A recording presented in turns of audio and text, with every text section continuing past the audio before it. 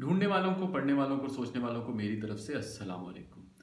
आप लोग जब छोटे थे और आप में से जो लोग बड़े हैं, जब छोटे थे तो कितनी दफ़ा ये सवाल किया गया कि बड़े होकर क्या बनोगे। और आज हम जब बड़े हैं तो कितनी दफ़ा हम ये सवाल करते हैं अपने बच्चों से, छोटों से, कि बड़े होकर क्या बनोगे। मैं आपके सामने ये अर्ज़ करना चाहता हूँ कि ये सवाल ना सिर्फ बेमकसद है बल्कि इंतहाई नुकसानदेह भी है। बराए मेहरबानी इस सवाल को करना अब हमें तर्क कर देना चाहिए। मैं ये क्यों कह रहा हूँ, उसके लिए मेरे पास क्या दलील है, वो मैं आपके सामने पेश करता हूँ। देखिए, सबसे पहले हम बात करते हैं मकसद की और हम ये कहते हैं कि अगर हम एक चीज़ कर रहे हैं तो उसका क्या फ़ायदा है। मैं रिसेंटली पढ़ रहा था मिशेल ओबामा, जो अमरीकी सदर बराक ओबामा की किताब की अहलिया हैं, तो उनकी किताब मैं पढ़ा था, तो उन्होंने एक बड़ी ज़बरदस्त बात लिखी। उन्होंने कहा कि इससे ज़्यादा यूज़लेस सवाल हो नहीं सकता, क्योंकि हम ये समझ रहे हैं कि कभी हम बड़े होंगे और फिर हर चीज़ रुक जाएगी। जैसे उसके बाद हम फिर बड़े नहीं होंगे। जैसे आज मेरी उम्र अब 40 साल से ज़्यादा है, तो मैंने फिर अभी बड़े नहीं होना, मैं बस इधर रुका हुआ हूँ। तो ये बात मुझे तो बड़ी अपील की। लेकिन मिशेल ओबामा को भी साइड पे रखते हैं। हम वैसे अपने हिसाब से सोचते हैं कि क्या फ़ायदा होता है जब हम ये सवाल करते हैं, और हम ये सवाल क्यों करते हैं। अच्छा, अब पहली बात तो ये है कि आप खुद सोचिए कि क्या किसी बंदे में ये डिसीजन मेकिंग की कैपेसिटी आज है, जब हम बड़े 30-35 साल के हो गए हैं, कि हम ये फैसला कर सकें कि 15 साल बाद हम क्या करेंगे। तो मैं अपने इर्द गिर्द देखता हूँ कि ये कैपेसिटी बड़े कम लोगों में से है, और हम ये फ़र्ज़ कर रहे हैं कि ये कैपेसिटी 5, 7, 8 साल के बच्चे में पाई जाएगी। अच्छा, इसका जवाब ये दिया जाता है कि नहीं, हम उसमें हमें पता है कि वो उस टाइम पे अगर ये कह रहा है कि मैं बड़ा होके पायलट बनूंगा, या मैं बड़ा होके पुलिस ऑफिसर बनूंगा या डॉक्टर बनूंगा, हम उसमें एक शौक पैदा कर रहे हैं। अच्छा, ये उससे भी एक अजीब बात है। इसमें हम जो उसमें शौक पैदा कर रहे हैं, हम ये समझ रहे हैं कि ये शौक सारी उम्र उसमें रुक जाएगा, उसके बाद वो सोचना तर्क कर देगा। अब वो 18 साल का होगा तो उसकी कोई नई सोच नहीं होगी, यानी हम उसकी सोच पे पहरे बिठा देना चाहते हैं, हम उसकी सोच को बंद कर देना चाहते हैं। क्या आप ये ऐसा करना चाहते हैं? क्या आप ये चाहते हैं कि आपका बच्चा 5-7 साल की उम्र में जो उस पर आप डाल दें, उसके बाद कुछ सोचे ना? फिर एक और चीज़ होती है, हम जब, अगर वो हमें कह भी दे उस मौके पे जो उसके इंटरेस्ट्स हैं, मसलन उसके अगर इंटरेस्ट्स हैं फॉर एग्ज़ाम्पल पायलट बनने में, या उसके इंटरेस्ट है डॉक्टर बनने में, तो वो ये बच्चा देख रहा होता है कि मेरे वालिदैन या मेरे बड़े किस चीज़ को ज़्यादा अप्रिशिएट कर रहे हैं, और जब वो कहते हैं कि जी इस तरफ जाएं, तो वो आहिस्ता खुद ही उस तरफ जाता है। अच्छा, अगर वो खैर से ये कह दे कि मैं बड़ा होके तबला नवाज बनूंगा, तो हम ये आगे से उसको दे, नहीं नहीं बेटा, तुम बड़े होके जो हो ना, वो विजुअल आर्टिस्ट बन जाओ। अब आप ये देखिए कि एक तो पहले ही उसकी कैपेसिटी महदूद है उस लेवल के डिसीजन मेकिंग की, और अगर कुछ है भी तो हम उसको आहिस्ता आहिस्ता मजीद दबा रहे हैं। फिर ये और एक बेमकसद इस तरह भी है कि जिन जॉब्स के लिए हम उसको तैयार कर रहे हैं, वो जॉब्स पता नहीं 10-15 साल बाद उनका क्या हैसियत हो। आज हम देख रहे हैं कि जनाब जो जॉब्स पॉपुलर हैं वो 15 साल पहले लोगों ने सोचा भी नहीं था। और फिर इतना बेमकसद ये है कि 90% या 80% या 70% वो लोग जो जो अपनी ज़िंदगी में ये बचपन में सीखते हैं कि हम ये बनेंगे, वो नहीं बनते। और उसका नतीजा क्या निकलता है, वो है नुकसानदेह। जो मेरा दूसरा पार्ट था कि नुकसानदेह क्या है, नुकसानदेह ये है कि हम जब बड़े होते हैं तो हम जो भी काम करते हैं उस काम में फिर हम गैर मुतमईन होते हैं, क्योंकि हमारे जहन में ये तासुर है कि ये वो नहीं है जो हम बनना चाहते थे। और फिर जब हम वहाँ पे, हम हमारे यहाँ हर दो सूरतों में अदम इत्मीनान होगा।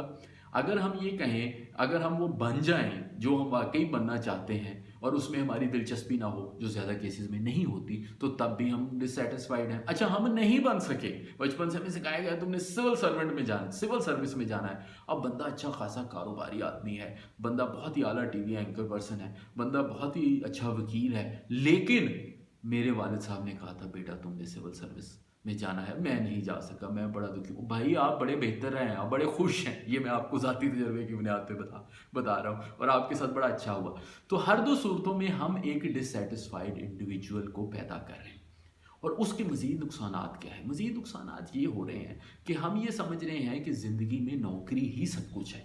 जब आप किसी बच्चे को ये कह रहे हैं कि भाई आपने ये चीज़ बनना है, तो हम ये हम अगर वही वक्त इस पे लगाएं कि आपने अच्छा पेरेंट बनना है, आपने अच्छा शहरी बनना है, you have to be a kind person, आपने एक मुनासिब इंसान बनना है। अच्छा, ये तो वो चीज़ हो गई जो मोरालिटी से डील करती हैं। अच्छा, दूसरी तरफ आते हैं, उन चीज़ों की तरफ जाइए जो कि आपके स्किल से डील करती हैं। मसलन आपने अच्छा क्रिएटिव आदमी बनना है या खातून बनना है। मसलन आपने बहुत ही अच्छा कम्युनिकेटर बनना है जिसकी हर शोबे में ज़रूरत है। अच्छा, ये आपने प्रॉब्लम सॉल्वर बनना है, आपने वो बनना है जो लोगों की मदद करे। मगर नहीं, हम कहते हैं नहीं आपने डॉक्टर बनना है, आपने पायलट बनना है। अब हमने डॉक्टर इतने ज़्यादा जोर दे दिया, ये नहीं कि डॉक्टरों की ज़रूरत नहीं अभी भी है, कि हमारे यहाँ कोई इसके लिए तैयार नहीं कि मैंने नर्स बनना है। सो आपने डॉक्टर बनना है या आपने कुछ नहीं बनना। इस चीज़ को एडम ग्रांट की किताब में पढ़ा था, तो एडम ग्रांट ने अपनी किताब में लिखा है कि इसे कहते हैं आइडेंटिटी फॉर क्लोजर, यानी आपने अपनी आइडेंटिटी को क्लोज कर लिया कि अब ये नहीं तो कुछ नहीं। अब आप खुद सोचिए कि अगर आप अपनी आइडेंटिटी को इस तरीके से रिस्ट्रिक्ट कर लेंगे, तो जब आप 20 साल के होंगे, 22 साल के होंगे, या हम जब 20-22 साल के हुए, तो दुनिया एक और ही मुख्तलिफ चीज़ें थी। आप कोई लोग ये भी कहेंगे कि नहीं, आपका क्या ख्याल है कि बच्चों में मोटिवेशन नहीं पैदा करनी चाहिए? नहीं, ज़रूर बच्चों में मोटिवेशन पैदा करनी चाहिए, और वो मोटिवेशन इस तरह की होनी चाहिए कि उनके इमीडिएट स्टेप हो, मिडल स्टेप हो और लार्जर स्टेप हो। मसलन इमीडिएट स्टेप्स में तो यही स्टेप है कि जनाब क्या नाम है कि आपने इमीडिएटली, जाहिर है, इम्तिहान पास करने हैं। अच्छा, इम्तिहान पे भी बहुत ज़्यादा जोर है कि अगर ये नहीं होगा तो कुछ नहीं होगा।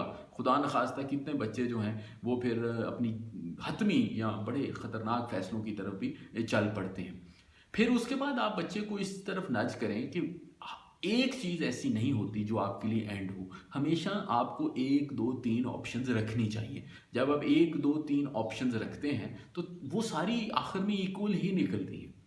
इवन उन 1, 2, 3 ऑप्शन के अलावा आपको फील्ड्स भी डिफरेंट रखनी चाहिए। मसलन अगर आप ज़रूरी नहीं नौकरी करें, आप एंटरप्रेन्योरशिप भी कर सकते हैं। ज़रूरी नहीं एंटरप्रेन्योरशिप करें, आप कोई सर्विस इंडस्ट्री में जा सकते हैं। और कुछ नहीं, आप वर्क फ्रॉम होम कर सकते हैं, आप यूट्यूबर बन सकते हैं। आजकल देखें तो सही कितना पॉपुलर है ये बात। तो ये एंडलेस पॉसिबिलिटीज़ हैं, लेकिन नहीं, हम चाहते हैं कि हम एक पॉसिबिलिटी पे उसको रिस्ट्रिक्ट कर दें, और ये एक बड़ा ही नुकसान हो रहा है।